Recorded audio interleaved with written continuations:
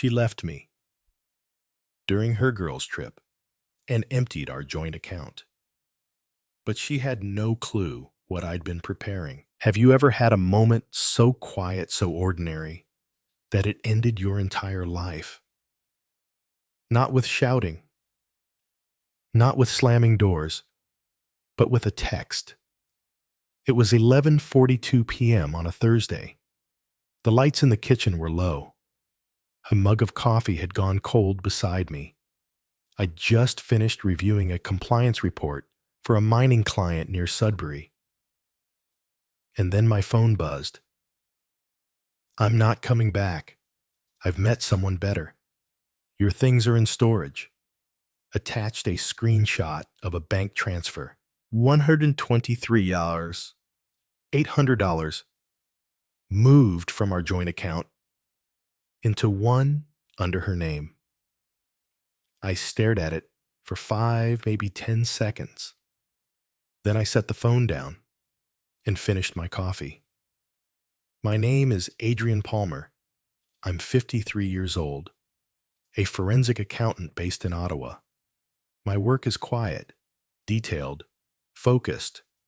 I catch fraud where others miss it. Numbers don't lie. But people do. I'd been married for 16 years. Clarissa was supposed to be in Vancouver on a wellness retreat with her yoga circle. Day 4 of breathwork and self-discovery. That's what she told me anyway. But now, she'd discovered someone new. And apparently, they came with a storage unit. I stood still in the kitchen for a while, my eyes fixed on nothing in particular. The hum of the fridge, the wind tapping gently at the glass. Then I walked to my office, opened my laptop, logged into a system only I had access to. She never knew about it. That wasn't by accident. I've seen too many cases, marriages collapsing with numbers buried in paper trails. And years ago, I told myself I wouldn't be caught flat-footed if something ever shifted. Tonight, it shifted. I typed 2 words into my phone, "Good luck," and sent it. Then I called my younger brother Derek. He picked up on the second ring. "You remember that contingency plan we set up 5 years ago?" I asked. Silence on the line. Then, it's time, I said. She moved first. The call lasted less than a minute. When I hung up, I glanced across the room. At the last remaining photo of the 2 of us framed in soft gold. Clarissa in a red dress, me in a suit I hadn't worn in years. It was the only picture left in the house with both our faces in it. Even that, I should have noticed sooner. But sometimes, even when your eyes are trained to see fraud, your heart is the last to catch up. And tonight, mine finally had. The quiet had broken, and the work was about to begin. The morning after she left, I woke up early. Same as always. Made coffee. Same mug. Same quiet kitchen. The sun hadn't broken through the gray clouds yet, and the light through the windows had that dull blue tinge you only get in late Ontario winters. It should have felt different, but it didn't, because deep down, I think I already knew. The signs hadn't started with that text. They started with pauses, with subtle edits to how she smiled, with the way her hand stopped reaching for mine when we crossed the street. Clarissa used to hum while making tea, used to talk to herself when folding laundry. I noticed when that stopped.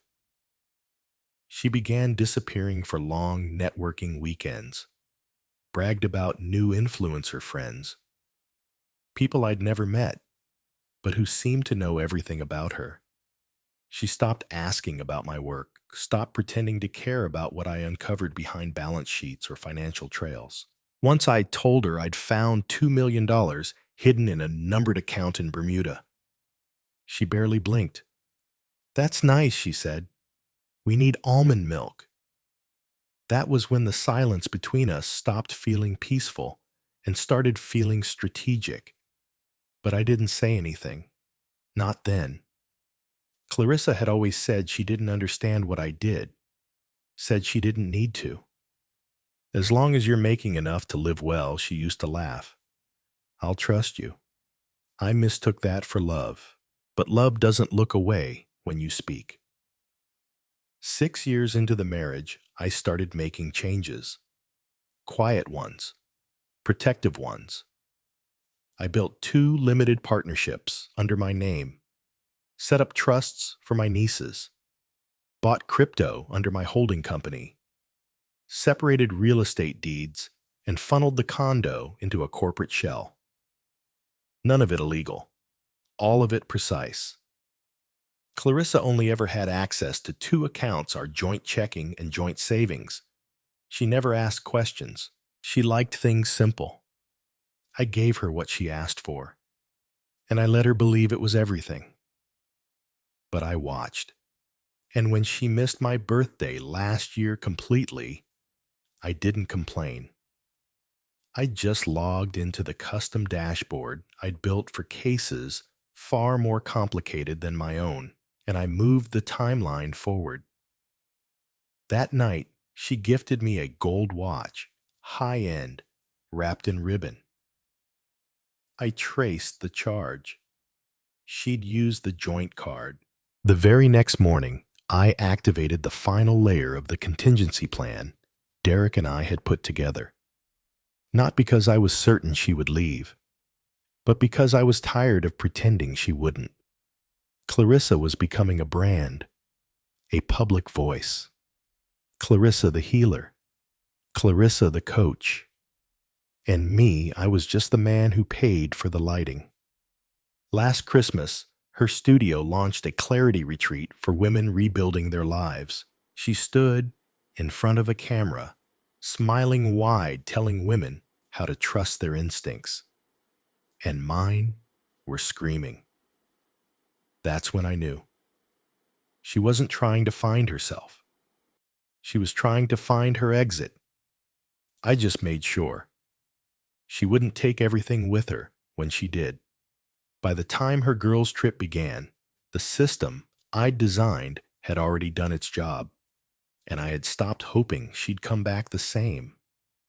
The truth, I stopped hoping she'd come back at all. She told me she met someone better, and I believed her.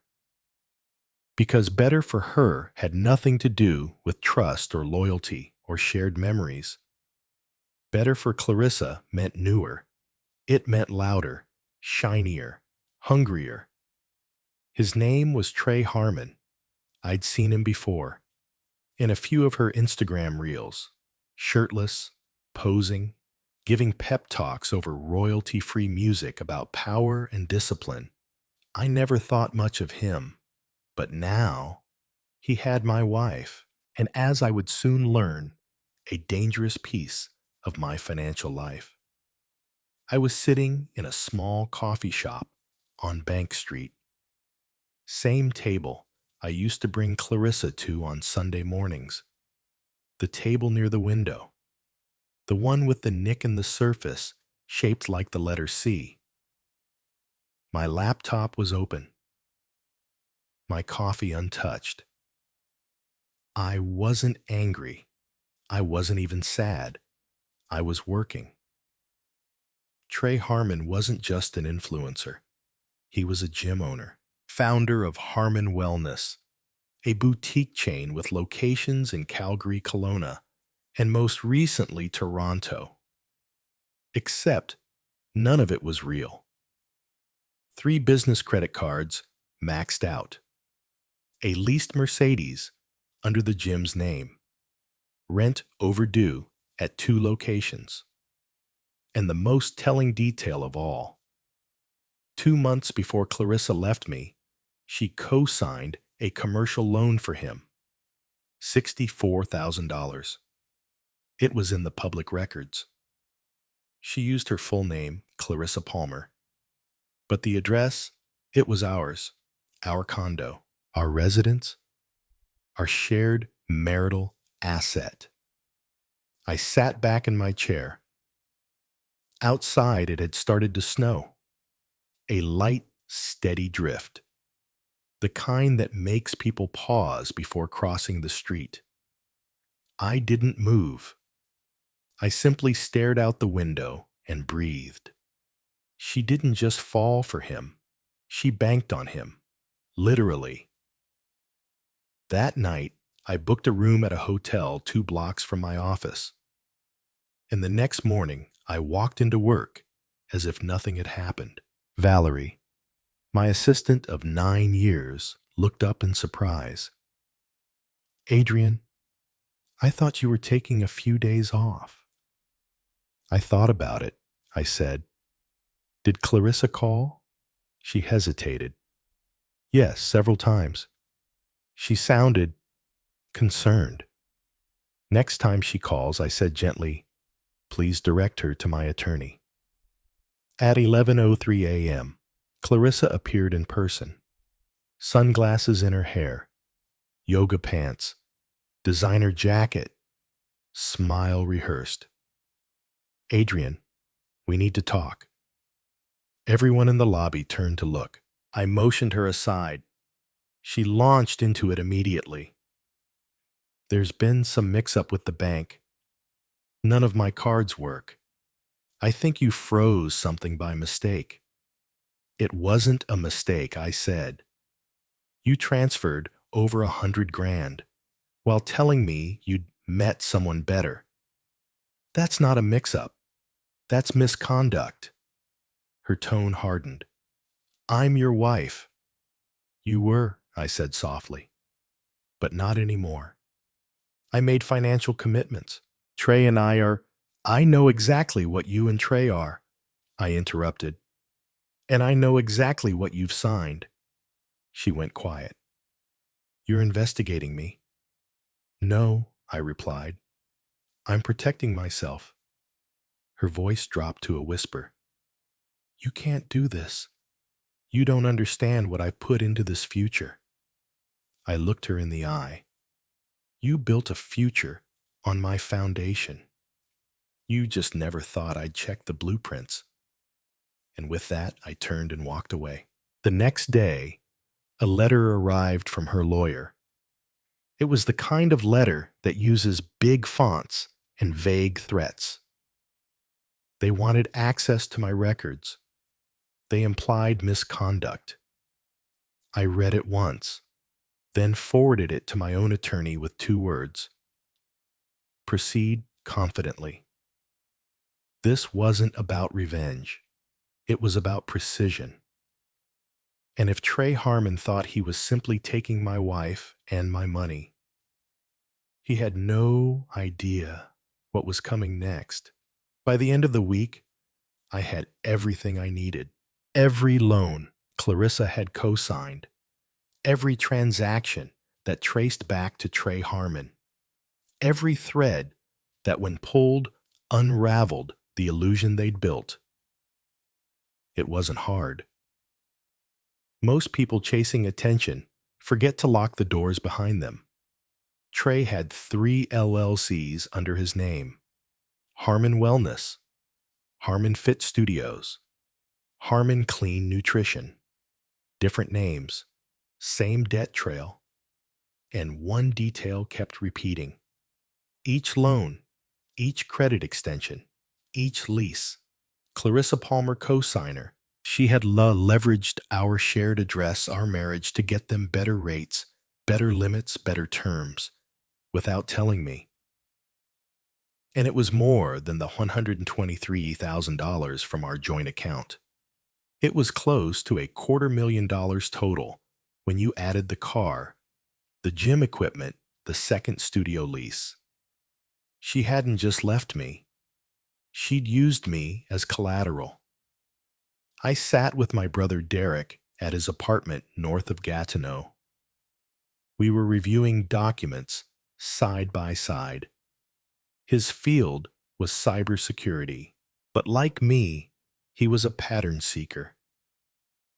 "I don't think she even knows what she's done," he said quietly. "She doesn't," I replied, "and neither does he." That same night, my attorney filed for emergency asset protection. She had everything: dates, amounts, account connections, even the forged joint consent waiver Clarissa used to sign off on one of the commercial gym leases. It wasn't just a civil divorce anymore. It was bordering on financial fraud. The next morning, I walked into Harmon Wellness in downtown Ottawa. No appointment, no warning. The gym looked like a photo shoot. Everything gleamed. Young people posed with water bottles between the half-hearted reps. Trey saw me from across the room. He smiled. That influencer smile. All teeth and shallow warmth. "Adrian Palmer," he said, extending his hand. "Clarissa's told me so much about you." "I'm sure she has," I said flatly. "Can we talk?" He led me to his glass-walled office, visible to everyone, soundproof to none. I placed a folder on his desk. "Everything you need to understand what's about to happen is in here." He flipped it open. Credit documents, loan agreements, co-signed leases, banking guarantees. Every line linking him to Clarissa. Every line anchored to me. His brow furrowed. "I don't understand. These are legit." "They were," I said, "until the marriage behind them ended." He kept reading.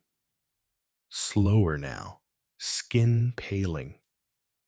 "You're saying what I'm saying," I replied evenly, "that your funding is collapsing. Today," he stared at me, "Clarissa said you were successful. That money wasn't an issue." "She was wrong," I said. "It's not about the money. It's about the principle." He leaned back. "All right," he said. "What do you want?" "Nothing," I answered. "Not from you." He was still holding the folder. "Then why show me this?" "Because," I said, "standing, you should know what you're standing on before it disappears." I paused at the door. When Clarissa left, she took more than just my money. She took a piece of my history, my father's watch, old photos, letters from my mother. He looked at me carefully. "I'll see what I can do," he muttered. The next day, a box arrived at the front desk of my office. Inside the watch, the photos, the letters, no note, no apology, just returned. And that told me everything I needed to know. Neither of them expected me to fight back. They'd mistaken silence for surrender. But quiet doesn't mean weak. Sometimes it just means we're getting ready. 3 weeks passed. I didn't return Clarissa's calls. I didn't answer her lawyer's emails. I let the process move forward, quietly, thoroughly, one document at a time. And when the court date arrived, I walked into the mediation room, not as a man grieving his marriage, but as a man defending his integrity. Clarissa sat across from me. Her hair was perfect, her jacket sharp, her expression unreadable. But she didn't look rested. Her lawyer began with a tone of forced confidence. "My client is open to a fair division of assets," he said, "despite the recent misunderstandings." My attorney, a calm woman named Karen, slid a document across the table. "The banks disagree," she said softly. "They've completed their fraud investigation." Clarissa's eyes moved to the page. It was all there. The unauthorized transfers, the forged joint waivers, The loans tied to my name without my knowledge. Her hand trembled. We'd like time to review this, her lawyer began. Karen interrupted, still calm. This is a courtesy. If Clarissa signs the settlement agreement today, Adrian is willing to provide a neutral statement to the bank that may soften the criminal implications. Clarissa looked at me, not angry, not defiant, just stunned. You wouldn't, she whispered. I didn't file the report, I said. The bank did. That's what happens when someone uses another person's identity to secure financing. She said nothing. No excuses, no explanations, just silence. She signed the papers. No alimony, no claim to hidden assets. Full responsibility for the debts tied to Trey's ventures. She kept her yoga studio, her car, a few personal items, everything else gone. As we stood to leave, she reached for my arm. Her voice was barely audible. I never thought you'd push back. I looked at her carefully. For 16 years, I didn't, I said, but you mistook my silence for weakness. I walked out, and this time I didn't look back. That weekend, I moved into a modest home near Kingston. Nothing extravagant. A 2-bedroom bungalow with a front porch and quiet neighbors. There was work to be done, both on the house and in mice. But for the first time in a long time, I wasn't patching someone else's cracks. I was building something that was mine. A month later, I heard through a mutual contact that Clarissa had moved to Vancouver permanently. Her new social media page was full of breathwork sessions, positive affirmations, and soft piano music over drone footage of mountains. No mention of the gym. No mention of Trey. I didn't wonder what happened. I didn't need to. People who build their lives on appearances eventually disappear into them. My brother Derek came by one Saturday. He helped me sand the front steps. You know, he said you could have taken her for more. Maybe I said, but I didn't need to. We worked in silence. The kind of silence that isn't heavy anymore, just peaceful. That night, I sat on the porch with a glass of scotch and watched the trees move in the breeze. It wasn't revenge. It wasn't even closure. It was something better. Something still.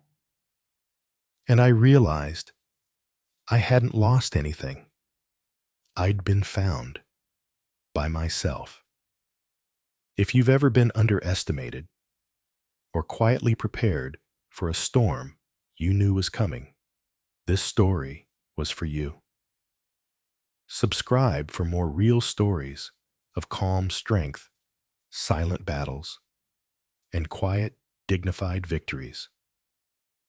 Ready for the next one? We've got more, and they only get deeper from here.